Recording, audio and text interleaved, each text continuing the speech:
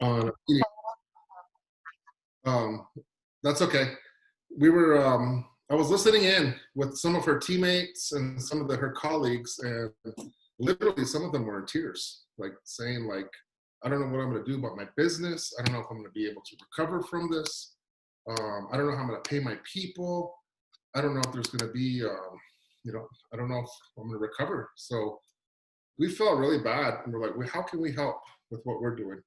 And God is so good. Like, all this information has fallen into our lap about how these stimulus packages work, how business owners could use it, and how us Native people can utilize these programs. So we put together a presentation. We did some training on it, some very intense training, and that's what Stephanie's going to talk about today. So that's just kind of what I wanted to say, and I'll leave it at that, Denora. So I just kind of coming back to what Jason kind of covered, I was very honored to be a part of the Project Dreamcatcher program back in November of 2019. So just like not even 6 months ago, maybe, that's when I did the program. I'm always thankful for Project Dreamcatcher because I was able to meet people like Denora, Miriam, and the ladies that really took care of us while we us business owners and us entrepreneurs that are Diné Navajo got to take part in the program. And I really am thankful to also April Tinhorn. She encouraged me to apply, and when I applied, I completed the program, and I was one of these entrepreneurs. Especially being Native, I was kind of fearful. I was kind of unsure. Like, I had 1 foot in and 1 foot out while my husband was really running the business. And I was like, I don't know, teeter-tottering. But when I did the program, I really put my goals and everything together. I formed a business plan and just worked with my husband to really incorporate what we're going to do and how we're going to start helping people. And today, because of Project Dreamcatcher, we are like full-fledged business owners. We have a team going.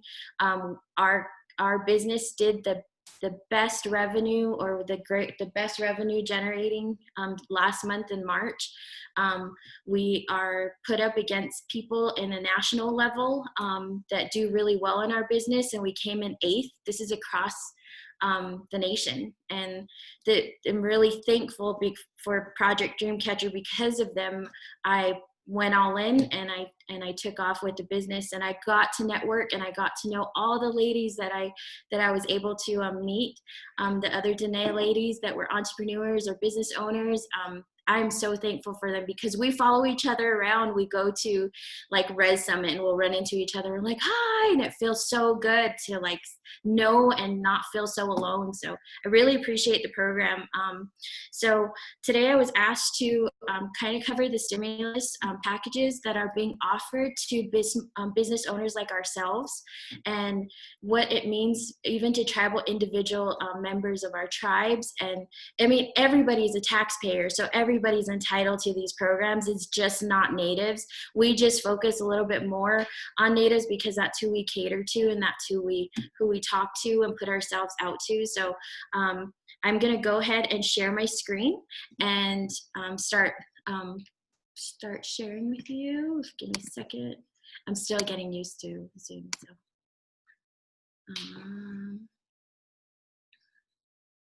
You tell me, how do I start right here? Mm-hmm. All right, just a thumbs up if you guys could see the screen. Yep, okay. So again, this session is being hosted by Project Dreamcatcher, and both Jason and I were asked to share information on the disaster relief programs and unemployment. I'm gonna cover individuals. So our company, Dreamcatcher Financial Strategies, kind of put this together, and what we're going to cover is a stimulus package overview for individuals and businesses. So as far as individuals, when I'm referring to what is out there for individuals, speaking about employees, anybody who's been laid off, furloughed, part-time employees, or had to quit due to coronavirus. We're also speaking about gig workers like Lyft, Uber, Dash, anybody that has a side gig type of position.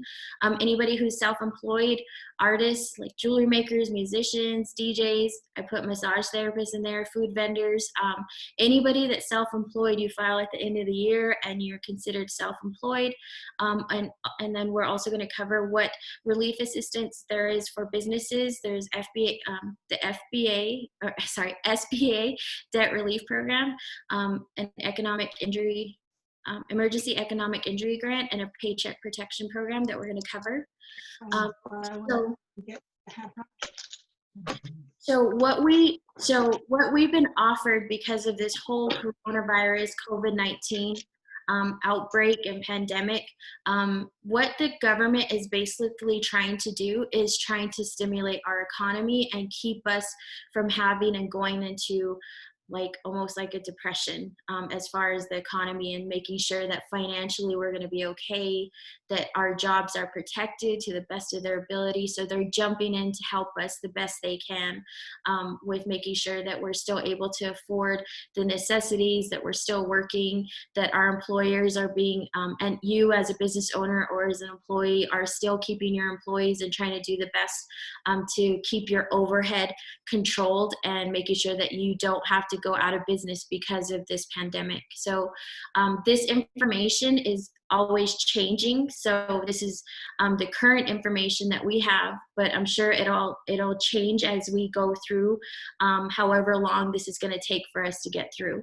So with that being said, right now it's called the CARES Act. It's a 2020 CARES Act, and these are the provisions for individuals. So when you think about yourself as an individual, this is what you should be able to expect just individually. And then we'll cover what you can expect or what you can apply for as far as being a business owner. So as an individual, there's going to be a stimulus payment. It's also a credit. It's also known as a credit. It's called a recovery rebate. So when you're filing your 2020 taxes, it's going to be listed on your tax return as a recovery rebate, but it's a stimulus payment that they're offering us. So if you make or earn as an individual less than $75,000 a year and you file single, you'll be expecting a $1,200 per adult payment, a stimulus payment. This was released 3 weeks ago. They said that the payment should be coming in 3 weeks. So we're in week 2, so we probably will be paid after next week. That's when they're trying to start paying out these stimulus payments. If you're a head of household and you file head of household on your tax return, you could be earning as long as you earn less than $112,500, you'll be eligible for the $1,200 stimulus payment as well. Anybody who's married, as far as a couple filing jointly, earning less than $150,000 a year, you'll get $2,400 for the stimulus payment. You'll also get an additional credit up to $500 per child under the age 17. So it depends how they're going to scale it. So it's not for sure 500, and that's what there's a misconception on right now. I'm going to get 500 for the children as well. Not necessarily, it's up to 500. The provisions or the stipulations are that the individuals must have a social security number and they cannot be claimed as a dependent on the tax return. So you have to have a social security number. If you're a student and you're still being claimed by your parents, or you as a parent are still claiming your child as a dependent, you could qualify for the additional credit up to $500. They're still working out the details on that. It's supposed to be paid via direct deposit to the account that you listed on your 2019 tax return. If you haven't filed your 2019 tax return, they're going to use your 2018 tax return.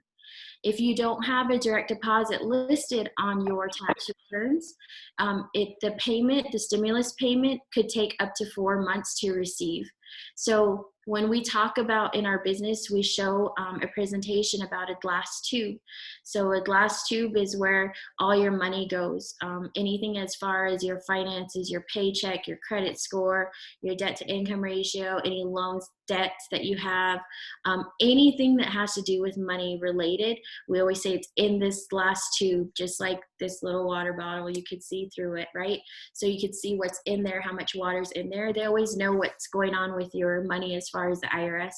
And a lot of people say, oh, that's too good to be true, but that's how they know where to put your direct deposit. And when you see your direct deposit and the stimulus come into your account, you'll know that the IRS does watch everything that we do. So just kind of sharing that and letting you guys know that just be sure to file your tax return. If you haven't filed those tax returns, they haven't said what they're going to do.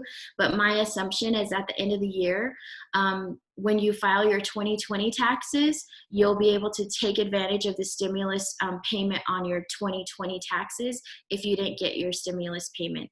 So they're still working it out. If you receive if you have any, the only way you probably won't receive it is if you have any debts that you owe to child support. So that's the only rule that I've seen, that they're not really letting anybody with that kind of debt get their stimulus. And then they also have a stipulation that says the stimulus payment for anybody who's getting Social Security, like our grandparents that are on fixed income, they're not, they haven't decided how much they're going to get, but they are going to have, they are going to be able to take advantage of the stimulus payment as well. And they're determining the amount that they're going to get. So those individuals that are like on Social Security, they'll be able to take part in it, and they're going to get the direct deposit just like they do their Social Security check. If you're not retired and you are disabled and you're being claimed by somebody else as far as disability payments, it looks like they're not going to be eligible for the stimulus payment. So just an overview of who's eligible for that stimulus payment. New Mexico just rolled out this a couple days ago on the 8th. They're doing their own self-employed stimulus payment. So if you're a New Mexico resident or know anybody who's a resident, the Department of Workforce Solutions accepting applications for a one-time payment of $750 stimulus payment that self-employed individuals can take advantage of. It will be available to the first 2,000 qualified applicants. So the applications were opened on 4/8. To apply, I listed the website down there to apply for that stimulus payment. But if you know anybody in New Mexico that's self-employed, and this is anybody from jewelry makers, artists, we kind of covered that a little bit as far as who are considered self-employed. Even if they're not sure if they're self-employed, like Lyft drivers are self-employed, Uber drivers are self-employed, independent agents are self-employed like ourselves.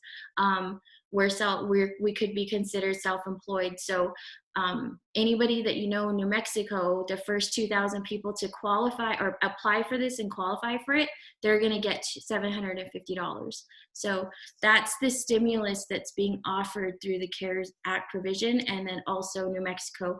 I haven't seen anything roll out for any other state yet. This is the only one that I've seen so far for New Mexico.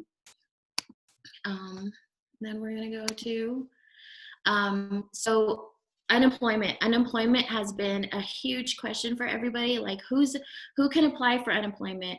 How can I get unemployment? Basically, there's some rules, but it's the best, or the suggestion that we're making is that anybody who feels like they would qualify for unemployment should just apply through their state and get the answer directly from their state. So right now, unemployment is being offered to furloughed employees where the employer doesn't have enough work. They're keeping them as far as like, you will have a job when we get back to being stable as a business. So they're being furloughed. So there's no work for them to do. Part-time employees, anybody who's considered part-time under 30 hours a week, they're eligible for unemployment. Gig and gig workers like Lyft, Uber. Again, those are people who get paid a 1099 and they're getting like Uber Eats, and people who are driving, delivery drivers, stuff like that, they're eligible for unemployment. And that's really huge because we have a lot of our clients and even family members that supplement their income by driving for Lyft or for Uber. So that extra $500 a week or $300 a week that they were making as a Lyft or Uber driver, because they have that, they're as long as they started before February 15th, they should be able to apply for unemployment and be approved. That's going to help them a lot because there's not a lot of drivers nobody's really using Lyft or Uber because we can't go anywhere.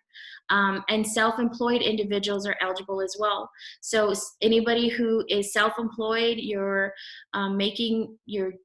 self-employed, you're making your own product or you're selling your own product, and you're out there and you're filing it on your taxes as self-employed, you're also eligible for unemployment. And this has never been done. It's never been done in our history for opening up these classes of people that can go in and file for unemployment. And again, it's to stimulate the economy and keep everybody afloat. And an example, with the CARES Act, what they're doing is the state offers a certain amount of unemployment a week. What the CARES Act as the federal government is, they're adding an additional benefit up to $600 a week on top of what the state pays. So the example of that is, I'm using Arizona. Arizona, the unemployment payment is usually between $187 to $240 a week. Plus what this the federal government is offering through the CARES Act is an additional up to $600 a week. So when approved, you can collect unemployment for that. So we're really encouraging anybody that's been impacted financially, doesn't have work, hours are reduced, go and apply through your state. You have to apply in your resident state, wherever you're filing your taxes, wherever your address is, you have to file in that state. And every state has their own website, every state has their own application process, and every state has their own stipulations on how they're going to pay out and what questions you're going to answer. So the state is controlling it, the government's just adding the $600 a week. So this is expected, the additional $600 is expected to end at the end of July 2020 right now. Always changing, maybe if we're not back to working or in some type of normalcy, it could be extended. And on track with individuals so if you have student loans and you're paying those student loans or they're being garnished out of your paycheck, the student loans are being deferred until 9/30/2020. So if you're paying directly, you can call your lender and ask them if the company that you're paying is taking part in the CARES Act provisions, that you shouldn't have to pay your student loans until after 9/30/2020, September 30th, 2020. Employers can exclude student loan payments from compensation. So if you have your payments being deducted out of your payroll, you can go to your HR department and ask them to stop deducting your paycheck until after September 30th. That could relieve, or that could kind of make more funding available to you, like your paycheck, you'll have more of it to take home. So we encourage you to do that and reach out to your HR department or your lender. On track with individuals, right now, if you have a retirement plan through your employer or an employer that you left, or something that you've been just saving on your own, right now, the CARES Act provision is allowing a penalty retirement distribution up to $100,000 for individuals experiencing the individual being diagnosed with COVID-19, or if the spouse or dependent of an individual is diagnosed with COVID-19, or if you're experiencing adverse financial consequences from quarantine, furlough, layoff, or reduced hours due to coronavirus, including lack of childcare. So if you have any of these qualifications, right now what you're able to do is you're able to tap into your retirement plan. There's there's rules within retirement plans that don't allow you to take out any money while you're employed with your employer. Right now, they opened up those rules. So you go to your HR department or whoever it is that's taking care of your retirement account and tell them that you want to take a penalty retirement distribution because you're being affected by COVID-19. I'm sure there's going to have to be some paperwork filled out, but if you need immediate cash and you need to pay for some things, we encourage you to also reach out and start trying to take some distribution from your retirement account.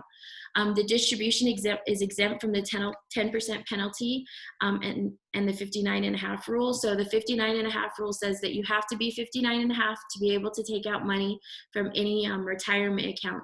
And if you do it prior, you have a 10% penalty. So right now, they're not charging the 10% penalty. And you're exempt from any mandatory tax withholding requirements. Usually when you take money out of these accounts, you have to get at least 20% federal taxes deducted from the distribution before it comes to you. Right now, they're waiving that. It's exempt. You're exempt from having any withholding requirements. And the nice thing about this is if you do tap into it, you're able to repay that amount into your retirement plan. Or if you do keep it, you have up to 3 years to pay the taxes that will be due. So when you have a retirement plan and it's a pre-tax deduction, you will have to pay taxes on that eventually. So they'll waive the 10% penalty, but you're still going to have to pay taxes on what you're taking out. So they'll allow you up to 3 years to pay the taxes on that if you don't put it back in. Another reason to kind of think about taking a distribution is right now is an opportunity to where if you looked at your retirement account and you lost a lot of money and you just want to stop and control that loss and put it into a guaranteed place for your retirement plan or guarantee account, saying that you're going to make X amount of money, you're not going to lose any money, you can put some of this money up to $100,000 into an account like that, and you still have the protection of a 10% the penalty distribution, and you don't have to pay any taxes on it, and you have that 3 years to put it into that other account to protect it. That's to avoid losing more and more and more of your money to the variable market. The stock market is still dropping every single day. So we're encouraging everyone, if you have a retirement account, please look at it, find out how much you've lost, and start trying to protect it, because that is your legacy. That's what you're going to retire on. Just an example of what you could do with that, and this is something that you could do with the money that you're taking out and you just want to put it away and have it safe. You can put it into an investment, like a $10,000 investment that you can put into like Athene. There's a company called Athene. Just leaving it alone and putting it in there, you'll get 20% bonus on top of that 10,000 that you put in. You have to just wait 10 years. You have an income payment of 5% at 65 years old. You have a benefit-based participation bonus. So if you put $10,000 into this account, you have 175% bonus that's included. So they'll give you an additional $17,500. Well, it's growing still steadily. So there's just different ways that we show like people, how can you grow it and protect it? Those are questions we can answer later. I'm just showing you what you could do in the long run. We're going to move over to businesses as far as what the CARE Act provisions are for small businesses and what's being offered. They're partnering with the Small Business Association to help small businesses. Small businesses with under 5 are considered small businesses with under 500 employees. There are 2 types of loans. Right now, this is one of the confusing parts of what they're offering in this CARES Act provision. There's 2 types of loans that are being offered under this CARE Act. There's one called the Economic Injury Disaster Loan and one called the Paycheck Protection Loan. So,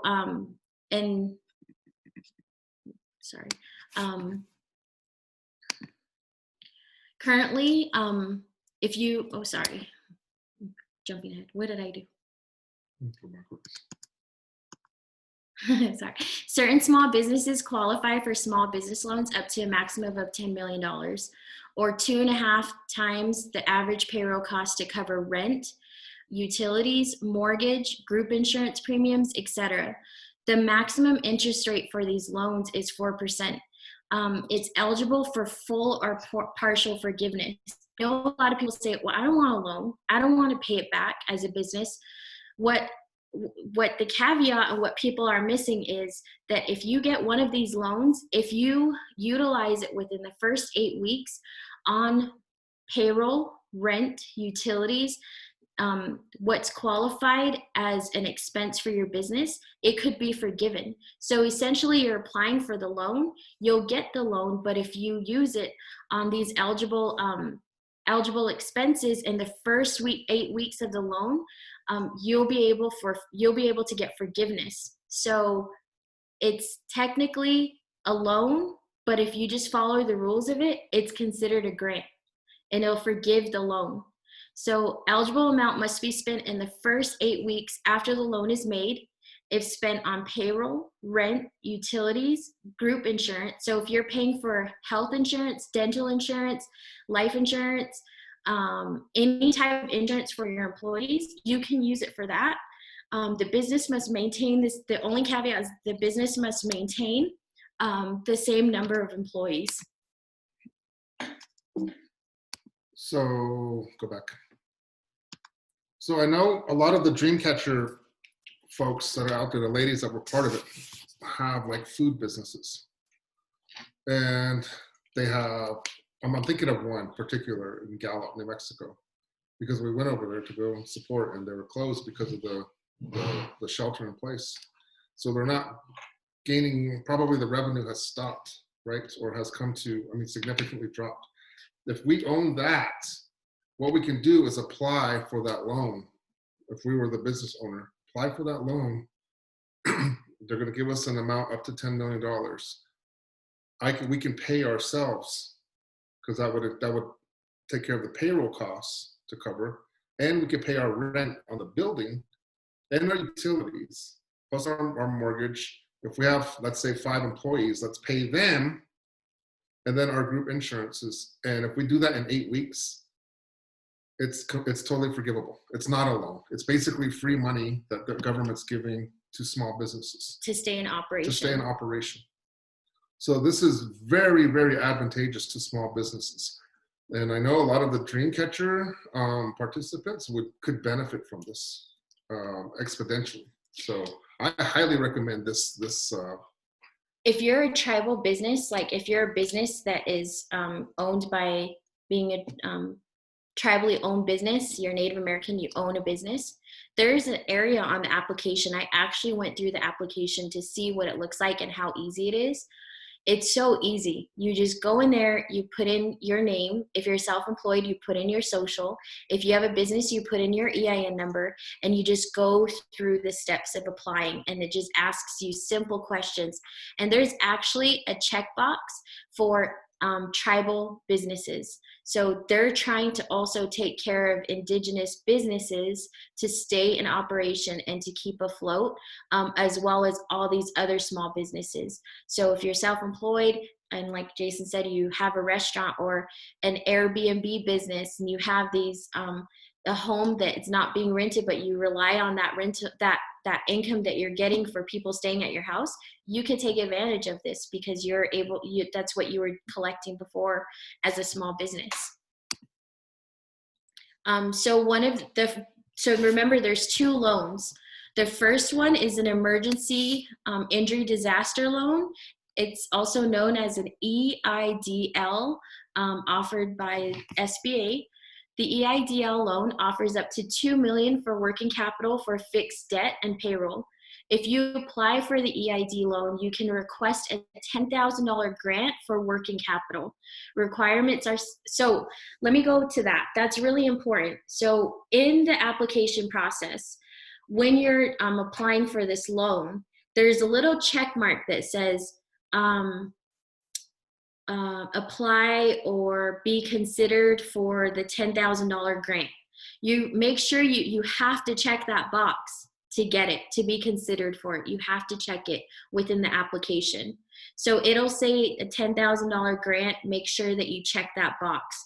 That'll be part of the loan, but it's considered a grant to make sure that your working capital is covered. The requirements are scaled down. There's no additional documentation. So not only do you not need like a credit rating, you don't need collateral, you don't need documentation. Usually you have to submit like your financial statement. You have to submit documents stating like, what does the business own? What are the assets? You have to put collateral down. If you have a home, you have to put collateral down to make sure you could get one of these loans. They're waiving that all right now. Currently, the SBA claims that you will receive the grant within 3 days. I don't know anybody who has this grant yet. I went through the motion of applying for it, so I'm just kind of seeing and testing it right now to see if we would qualify and if we would definitely get that in 3 days. But I'll have an update later with that. So right now they're saying that they could get it to you within 3 days. It does ask you for your routing and account number at the end of the application so they can put that funding into your account. So that's very important during the application process to just understand each question, answer it, and make sure you put your account information in as a business. And again, grants don't have to be repaid. You do not have to repay a grant. So consider applying for this. Even though it says loan, there is a grant inside of it. The second loan is called a Paycheck Protection Program, a PPP loan. It's a loan guarantee through the SBA.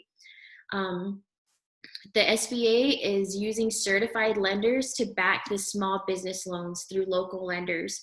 So what they're doing is, let's say my and Jason's business is technically the home address for our business is in Fort Defiance. So they're using the small, they're using lenders that they're working with, and our lender is going to be around that area to provide our loan. So they're using local lenders to provide for their businesses. There's currently over 1,800 lenders with plans to expand, given the demand. So the more people that apply for these, they're gonna put more lenders on the program to be able to fulfill the need. Once the loan is secured, you have to track your expenses for 8 weeks. If you return that documentation to the lender, they'll review it, and if it's acceptable, like you're listing the rent, you're listing your utilities, you're showing those receipts, or however the documentation that they're asking, the portion that is used in that 8 weeks will be forgiven. So you have to track and you have to submit that documentation, but it'll be forgiven. This is great because now your rent is covered. Now your utilities are covered. You don't have to rely on that revenue. Even the small revenue that you might be bringing in, it could go somewhere else. Well, the rent is being taken care of. The utilities are being taken care of. The telephone, your phones, your internet service, all of your, even loans that you're paying right now that you have to pay. Perhaps you have some loans to operate your business. That's a part of it if you can show that documentation. Self-employed, sole proprietors, freelance, and gig economy workers are eligible to apply. So you don't have to have an EIN number to apply for this Paycheck Protection Program. So if you are a sole proprietor and you are giving yourself a 1099 at the end of the year, or you have contractors that you're paying to help you do work, you can apply for this Paycheck Protection Program. Gig economy workers, like those Lyft drivers that I'm talking about, those Uber drivers, DoorDash, they can apply for this. They can apply for this Paycheck Protection Program to help them pay for their car maintenance, their car payment, the insurance on their vehicle, and pay themselves like they normally would. That's a Paycheck Protection Program. That's a part of it. So anybody who's self-employed, maybe you make jewelry, or maybe you have a food stand, or maybe you have Airbnb. You should be paying yourself the same way you would if your business was an operation. You have to have the only must about this is that you have to have been in operation by February 15, 2020. The loans are being offered up to a maximum of $10 million or 2.5 times the average monthly payroll costs. This includes all wages paid to employees earning $100,000 or less during the 1-year period before the date on which the loan was made. You can't really use this paycheck protection program for individuals that you're paying more than $100,000 a year to. You can use this paycheck protection program to cover people who are on sick leave. If you're putting people on paid sick leave because you don't want them to infect, or if they have COVID, you don't want them to infect your other employees, you can put them on a paid sick leave, and this will help you cover them while they're out as far as your payroll expenses. You can pay their you and your employees' healthcare costs and the other benefits. So like some companies, they'll offer, besides medical, dental, vision, and life insurance, they'll offer like you to be a part of like these programs where you have your own medical facility that you could go to that the company partners with, and the company usually pays a premium for that. If you offer something like that to your employees, that's covered as well. You can use the loan for that. So it's during the 1-year period before the date on which the loan was made. Again, what they're trying to have you use it for is after the loan is given to you, you have a 1-year period. But to get it forgiven, this is a 1-year period of the loan, right? But to get it forgiven up to a certain amount, it has to be spent within 8 weeks. We can all spend it, right? As a business owner, as like anybody who's a self-employed person, like just use it to make sure you can pay everything. So in essence, you're saying the government's going to give me, in my business, $10 million, and they want me to spend it in 8 weeks, and they're not going to ask me to pay it back. If you spend it in 8 weeks. And if you provide the documentation. Sounds like a plan to me. So the loan guarantee, again, there's no personal guarantee, meaning that you don't have to put your house on the line, or you don't have to have a certain credit score, or they don't do all of that. You don't have to have any collateral. You don't have to put anything down like maybe you own your building facility. You don't have to put that down as collateral. The payments can be deferred up to 6 to 12 months.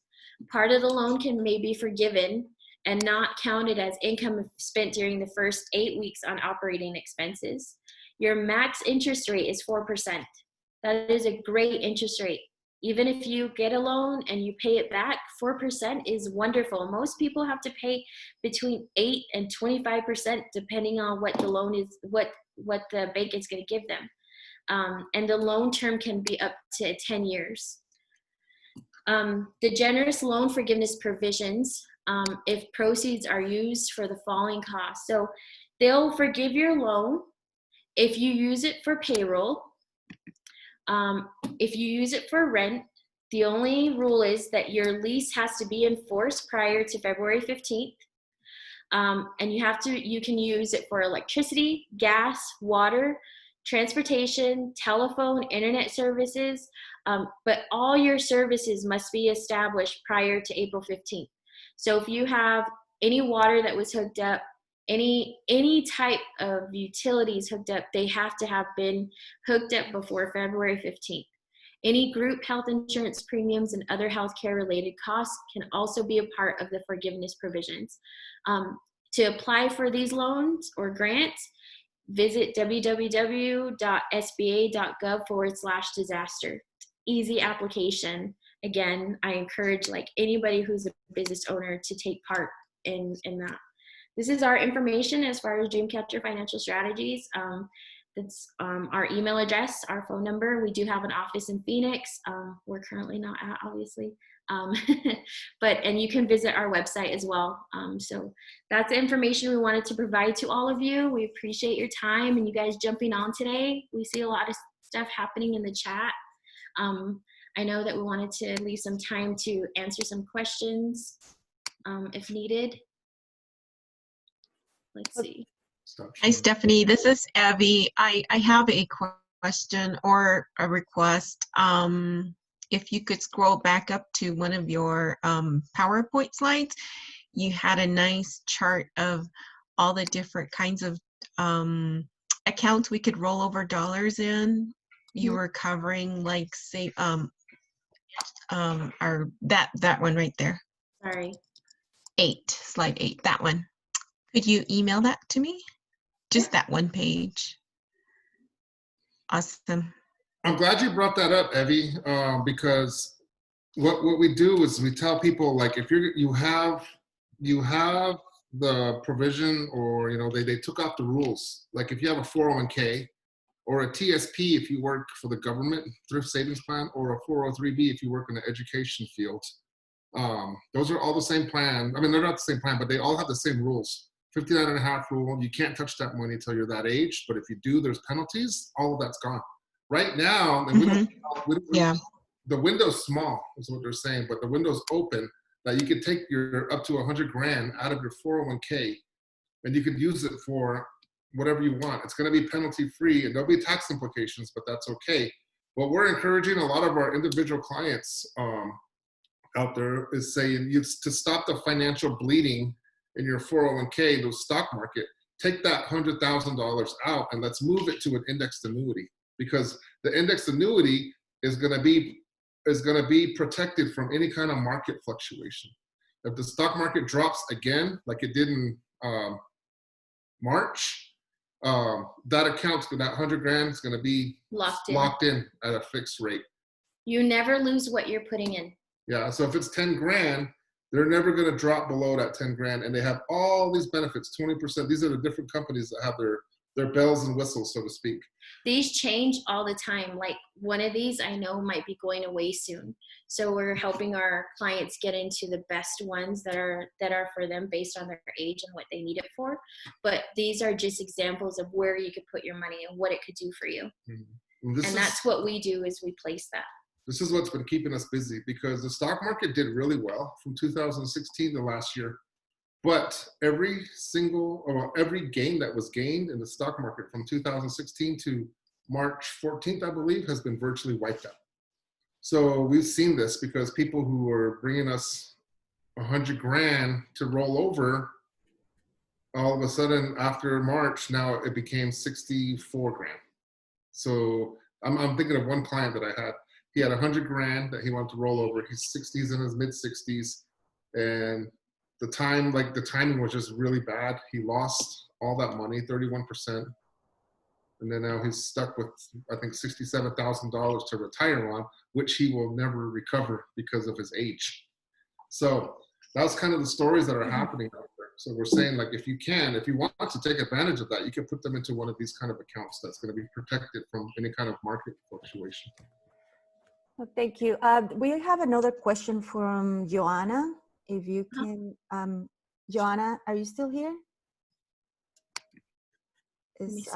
She's basically asking what happens if an employee apply for or receive unemployment benefits, and in her business, she's approved for a loan, and the money that she gets from the loan is applied to payroll. What happens then?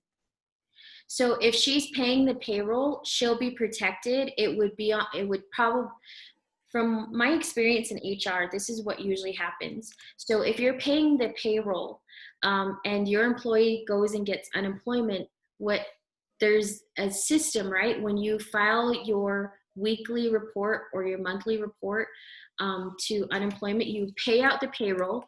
Then your payroll company or you report that information of how much the employee was paid. That's sent out immediately to the unemployment offices to show that they paid them. So the employee will be cut off their unemployment. You'll be paying them the payroll and taking advantage of this program of what's being offered and keeping your employee on and being a part of this stimulus. So you're essentially doing the right thing. The employee would talk to the employee on the unemployment side and say, you're getting paid through your employer, and we want to make sure that we're not double paying you. So they'll stop their payment. And the conversation should be had with the employee. I'm going to pay you, but you need to stop filing unemployment. Mm-hmm. Because if they're filing unemployment, they're going to have to pay it back. The employee will. and that will be on the employee, not the employer. You also want to think about this from a bigger perspective. When you're thinking about your unemployment tax as an employer, you want to take a part of this paycheck protection program, because your unemployment rate is going to go higher the more employees you have claiming or using unemployment.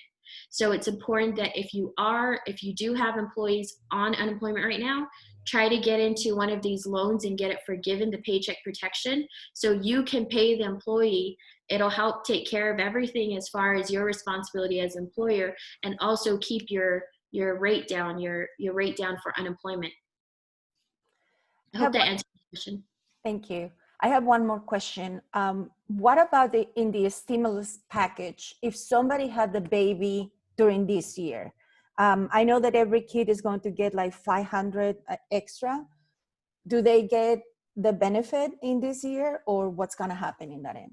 No, they don't. They do not get the benefit, the stimulus payment being paid out to them.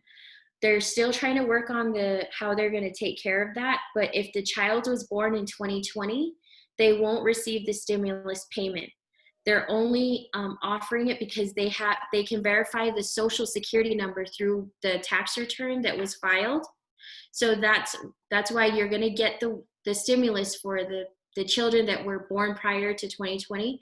But for the child this year, you won't get the stimulus. What they're probably going to do to balance that out is let you claim that credit, and you'll get that when you file your 2020 taxes. Excellent. Thank you, Stephanie. And one more question. I know that there's been a lot of people filing for unemployment. Is there such a thing that they're going to run out of money, or is there like a deadline that we need to worry about? So they're going to get the funding from the government. But the sooner you get in, like right now, I have a friend that's in Michigan. I seen that she filed for unemployment because their casino laid them off. So she went and filed for unemployment, but she filed for unemployment on May 30th. She still hasn't March 30th. She still hasn't got approved, or the process hasn't went through. She'll get approved. It's just that they're so backlogged. So anybody that needs to file for unemployment needs to file now so they can take advantage of that. And the government they do have insurance programs in a sense that are going to help take care of that area of if the fund is going to go down. But my speculation on how they're going to balance this in the future is unemployment rates will go higher, or the premium you pay for your unemployment insurance is probably going to be affected going forward, depending on how many of your employees file unemployment and how long they were on it. And you're going to have to pay a higher unemployment insurance to balance that off of what was paid off. So it's in your best interest as a business owner to take part in these paycheck protection programs and get the loans instead of paying a long-term interest, higher rate for your insurance, your unemployment insurance as an employer. Thank you. And one more thing. I mean, all the business owners that are sitting at home, that they're worrying about where they're going to get the money, these grants that the government is offering, is this a safe way to go for them? Is this something that they need to do like right now, and just instead of like being scared, oh, they're going to charge me? And what is your advice on that? So I would recommend that if you're a small business owner, the main goal is staying in business, right? We don't want to close our doors. We don't want to stop our growth as business owners. You want to stay ahead of what's happening. Utilize these types of programs. I'm sure you're going to have some hurdles. You're going to have some things to kind of reevaluate and look at, but that as a business owner comes with what you do as a business owner. So when you're a business owner, you'll just figure it out along the way. But apply as soon as possible, because I don't know how long they're going to keep these rules.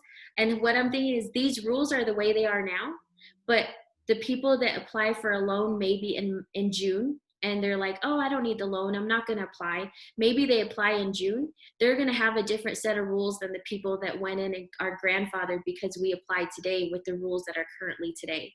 Does that make sense? They're going to revise, they're going to have revisions to these programs. Yeah, that makes sense. Well, thank you so much. Is any other questions for Stephanie and Jason. Do you guys, this is Jackie. Hi, you guys. Hi.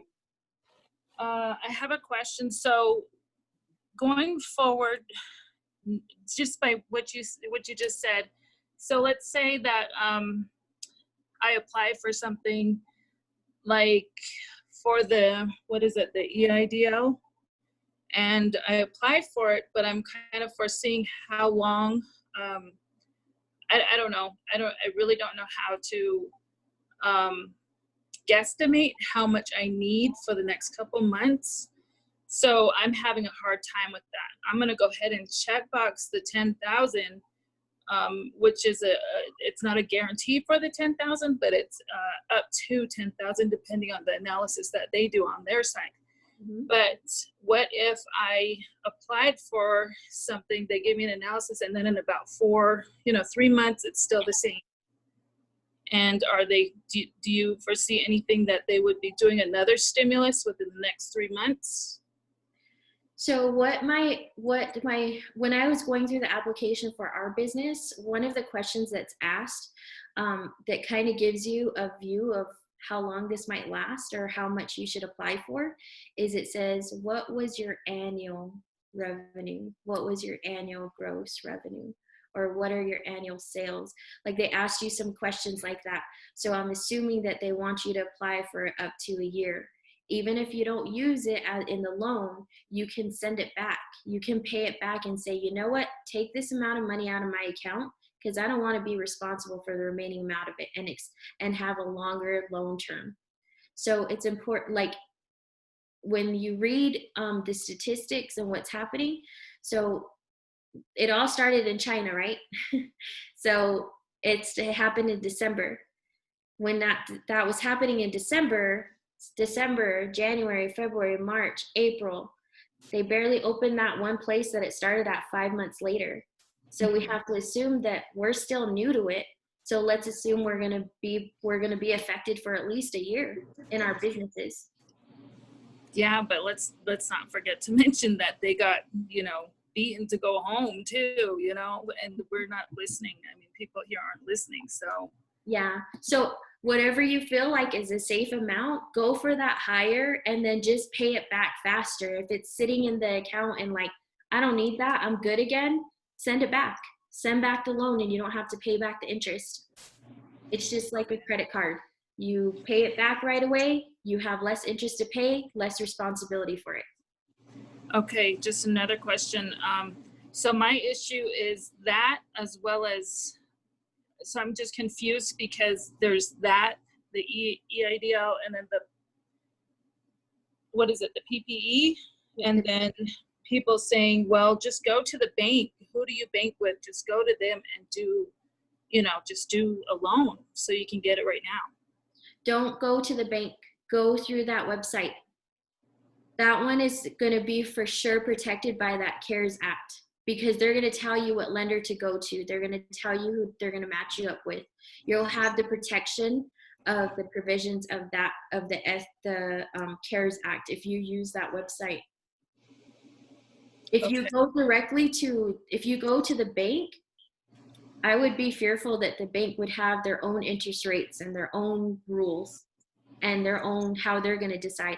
If I'm going directly to who's offering it, which is the government, that CARES Act, I would go directly to that link and apply through there instead of going to the bank and let them tell me what bank to go to. Okay. All right. Thank you, guys. You're welcome. So on the same note, since this is done by the government, when somebody has to pay mortgages, obviously that is through a lender. You have, they are giving you have to work it out with your lender. You need to reach out to them. They're giving you the option to stop the payments. You're going to be paying this later, but but you have to work it out. You don't need to assume that people are just going to stop paying and they're going to see, oh, well, I don't have any job and I can pay my mortgage. But that's something that also has to happen, that you need to work it out with, the institution. And it's the same with the credit cards. Mm-hmm. Mm-hmm. Mm-hmm. So if you can't make any payments because you don't have financially, you're not there, or you can't do it, be proactive, reach out to your lender. And set up the arrangement and figure it out. If you can't fulfill the arrangement, call again and say, hey, nothing's improving. I haven't got approved for the loan that I applied for as a business owner or as an individual. Like, have the conversations instead of avoiding it, because it's better that way than you being proactive and controlling it than to ignoring it.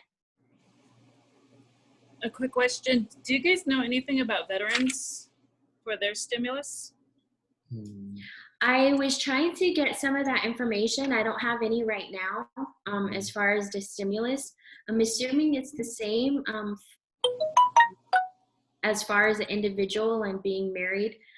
That stimulus is going to be the same, because there's nothing saying like if you're a active military or a veteran. It doesn't say anything like that so far. So I'm assuming it's the same. Okay, thank you. You're welcome. Any more questions? Sorry. That's okay. Any other questions? Don't be shy. Just ask us. You have our info. If you want to ask me directly, reach out to me. We're always willing to help you guys, and especially my sisters that I went to Project Dreamcatcher with. I'm always like here for you guys if you guys need any help. I think we all set. All right. Well, thank you, Denora and Miriam and everybody that tuned in. So Yep, thanks for your time. Well, thank you so much, Stephanie, and also Jason. You guys been wonderful. I think this is so valuable information. I love that you have everything in such a detail. I was sharing some of the websites on the chat, and this info session is recorded. I'm going to be sharing it probably on the website if my boss let me. But definitely, if you have any more questions, you can reach us, or you can reach the company. I know that you're trying to help as many people as you can in this difficult situation. And thank you, everybody, for attending. Just remember that we are going to have in these info sessions every Thursday at 2 p.m. Arizona time. Thank you, Jason and Stephanie. You're welcome. Bye. Bye. Thank you, everybody. Bye-bye.